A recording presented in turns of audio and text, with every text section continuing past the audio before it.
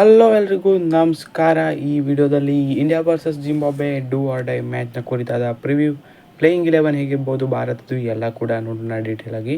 ಅದಕ್ಕೂ ಮೊದಲು ಚಾನಲ್ಗೆ ಹೊಸಬರಾಗಿದ್ದರೆ ದಯವಿಟ್ಟು ಸಬ್ಸ್ಕ್ರೈಬ್ ಮಾಡ್ಕೊಳ್ಳಿ. ಬನ್ನಿ ವಿಡಿಯೋನ ಪಟ ಅಂತ ಸ್ಟಾರ್ಟ್ ಮಾಡೋಣ. So India versus Zimbabwe match ಏನಿದೆ ಇದು ನಾಳೆ ಇರೋದು. ಈ ಮ್ಯಾಚ್ ಅಂತೂ ಭಾರತಕ್ಕೆ ಡೂ ಆರ್ ಡೈ. ಹಾಗೆಯೇ ರನ್ ರೇಟ್ ಕೂಡ ಇಂಪ್ರೂವ್ ಮಾಡ್ಕೊಳ್ಳೋದಕ್ಕೆ ಈ ಮ್ಯಾಚ್ ಇಂಪಾರ್ಟೆಂಟು. ಸೊ ಹಾಗಾಗಿ ನಾಳೆ ಚೆನ್ನೈನಲ್ಲಿ ಇಂಡಿಯಾ ವರ್ಸಸ್ ಜಿಂಬಾಬ್ವೆ ಮ್ಯಾಚ್ ಇದೆ. ಸೊ ಮೊದಲದಾಗಿ ಹೇಳಬೇಕು ಅಂದರೆ ಚೆನ್ನೈ ಪಿಚ್ ಯೂಶ್ವಲ್ ಆಗಿ ಸ್ಪಿನ್ ಫ್ರೆಂಡ್ಲಿ ಅಂತ ನಾವೇನು ಮಾತಾಡ್ಕೊಳ್ತಿದ್ವಿ, ಆ ಥರ ಈ ಟೂರ್ನಮೆಂಟಲ್ಲಿ ಕಾಣಿಸಿಲ್ಲ. ಸೊ ಸ್ವಲ್ಪ ಬ್ಯಾಟಿಂಗ್ ಫ್ರೆಂಡ್ಲಿಯಾಗಿಯೇ ಕಾಣ್ತಾ ಇದೆ. ಸೊ ಸ್ವಲ್ಪ ನೈಟ್ ಮ್ಯಾಚ್ ಆಗಿರೋದ್ರಿಂದ ಡ್ಯೂ ಸಿಕ್ಕಾಪಟ್ಟೆ ಬರುತ್ತೆ ಅಂತ ರಿಪೋರ್ಟ್ಸ್ಗಳಿದೆ. ಸೊ ಹಾಗಾಗಿ ಸೆಕೆಂಡ್ ಬಾಲಿಂಗ್ ಮಾಡೋದಕ್ಕೆ ಇಷ್ಟಪಡೋದಿಲ್ಲ ಅಂತ ಅಂದ್ಕೊಳ್ತೀನಿ. ಸೊ ನೋಡೋಣ ಟಾಸ್ ಸಮಯದಲ್ಲಿ ಯಾವ ಥರ ಡಿಸಿಷನ್ಗಳು ತೊಗೊಬೋದು ಅಂತ. ಸೊ ಸ್ಪಿನ್ ಪಿಚ್ ಕೂಡ ನಾಳೆ ಬಂದರೂ ಬರ್ಬೋದು. ಸೊ ಇತ್ತೀಚಿನ ಮ್ಯಾಚ್ಗಳಲ್ಲಿ ಬಂದಿಲ್ಲ ಅಂತ ನಾಳೆ ಬರಲ್ಲ ಅಂತ ಅಲ್ಲ. ಸೊ ನಾಳೆ ಬಂದರೂ ಬರ್ಬೋದು. ಸ್ಪಿನ್ ಪಿಚ್ಚನ್ನೇ ಹೇಳೋದಕ್ಕೆ ಬರೋದಿಲ್ಲ. ಸೊ ಸ್ಪಿನ್ ವಿಕೆಟ್ ಏನಾದರೂ ಇದ್ದರೆ ಸ್ಟ್ರೈಟ್ ಅವೇ ಪಕ್ಕ ಕುಲ್ದೀಪ್ ಯಾದವ್ ಬರ್ತಾರೆ. 3 ಸ್ಪಿನ್ನರ್ ಆಡೋದಂತೂ ಪಕ್ಕ ಅಂತಲೇ ಹೇಳ್ಬೋದು. ಇನ್ನು ಪ್ಲೇಯಿಂಗ್ 11ನ ವಿಚಾರಕ್ಕೆ ಬರೋಣ ಸ್ಟ್ರೈಟ್ ಅವೇ. ಸೊ ಹಲವಾರು ಬದಲಾವಣೆಗಳು ಆಗೋ ಚಾನ್ಸಸ್ಗಳು ತುಂಬಾ ಇದೆ. ಒಂದು ಬಿಗ್ ಲಾಸ್ನ ಬಳಿಕ ಭಾರತದ ಪ್ಲೇಯಿಂಗ್ 11ನಲ್ಲಿ ಹಲವಾರು ಬದಲಾವಣೆ ಆಗೋದು ಇದೆ ಅಂತ ಅನಿಸ್ತಾ ಇದೆ. ಸೊ ಓಪ್ನಿಂಗಲ್ಲೇನೂ ಬದಲಾವಣೆ ಆಗೋದಿಲ್ಲ. ಅಭಿಷೇಕ್ ಶರ್ಮಾ ಮತ್ತು ಇಶಾನ್ ಕಿಶನ್ನೇ ಓಪ್ನಿಂಗ್ ಮಾಡ್ಬೋದು ಅಂತ ಅನಿಸ್ತಾ ಇದೆ. ಸೊ ಇಶಾನ್ ಕಿಶನ್ ಫಾರ್ಮ್ನಲ್ಲಿದ್ದಾರೆ. ಓಕೆ ಒಂದು ಮ್ಯಾಚ್ ಆಡಿಲ್ಲ ಅಷ್ಟೇ. ಸೊ ಅಭಿಷೇಕ್ ಶರ್ಮಾ ಫಾರ್ಮ್ನಲ್ಲಿ ಇಲ್ಲ. ಸೊ ಮೋಸ್ಟ್ಲಿ ಡ್ರಾಪ್ ಮಾಡೋದಿಲ್ಲ ಅಂತ ಅನಿಸ್ತಾ ಇದೆ. ನೋಡೋಣ ಏನಾಗುತ್ತೆ ಏನು ಅಂತ.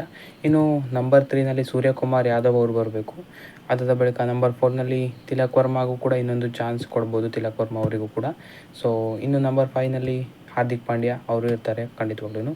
ಇನ್ನು ನಂಬರ್ 6ನಲ್ಲಿ ಶಿವಮ್ ದುಬೆ ಒಳ್ಳೆ ಫಾರ್ಮ್ನಲ್ಲಿದ್ದಾರೆ. ಸೊ ಅವರ ಪ್ಲೇಸನ್ನು ಕೂಡ ಯಾವುದೇ ರೀತಿ ಬದಲಾವಣೆ ಮಾಡೋದು ಬೇಡ.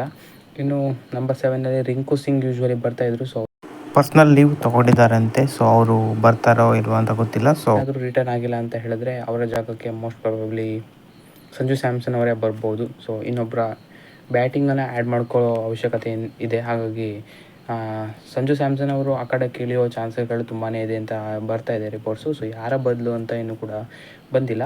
ಮೋಸ್ಟ್ ಪ್ರಾಬಬ್ಲಿ ರಿಂಕು ಸಿಂಗ್ ಅವರ ಬದಲು ಬರ್ಬೋದು, ಅವರೇನಾದರೂ ಟೀಮ್ಗೆ ರಿಟರ್ನ್ ಆಗಿಲ್ಲ ಏನು ಅಂತ ಹೇಳಿದ್ರೆ.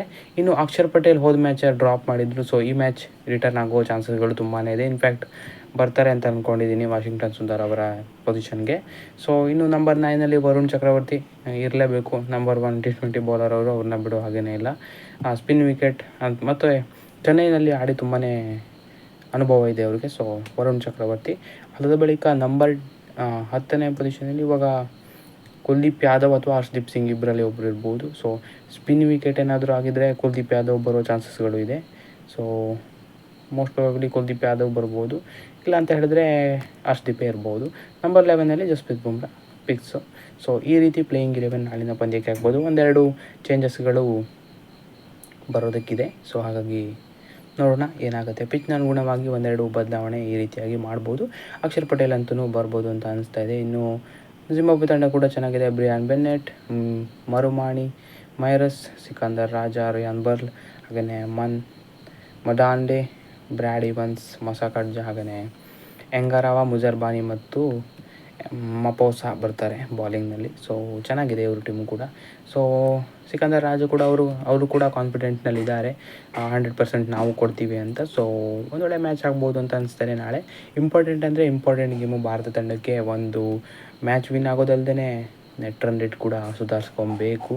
ಸೊ 100+ ರನ್ಸ್ ವಿಕ್ಟ್ರೀಸ್ ಬಂದರೆ ತುಂಬಾ ರನ್ ರೇಟ್ ಗೇನ್ ಆಗುತ್ತೆ ಅಂತ ಬರ್ತಾ ಇದೆ.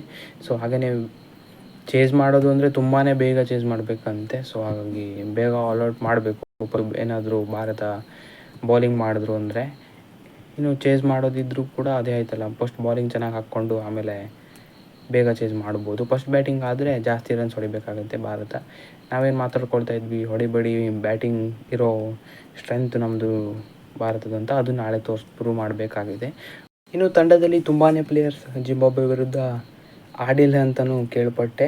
ಸೊ ಇಶಾನ್ ಕಿಶನ್, ಹಾಗೆಯೇ ತಿಲಕ್ ವರ್ಮಾ, ಇನ್ನು ವರುಣ್ ಚಕ್ರವರ್ತಿ ಎಲ್ಲ ಡೆಬ್ಯೂಟ್ ಗೇಮ್ ಅಂತ ಅನಿಸುತ್ತೆ ಜಿಂಬಾಬ್ವೆ ವಿರುದ್ಧ. ಸೊ ಅದು ಒಂದು ಅವರು ಕೂಡ ಆಡಿರಲ್ಲ, ಇವರು ಆಡಿಲ್ಲ ಅಂದರೆ. ಸೊ ಅದೊಂದು ಅಡ್ವಾಂಟೇಜ್ ಕೂಡ ಆಗಬಹುದು.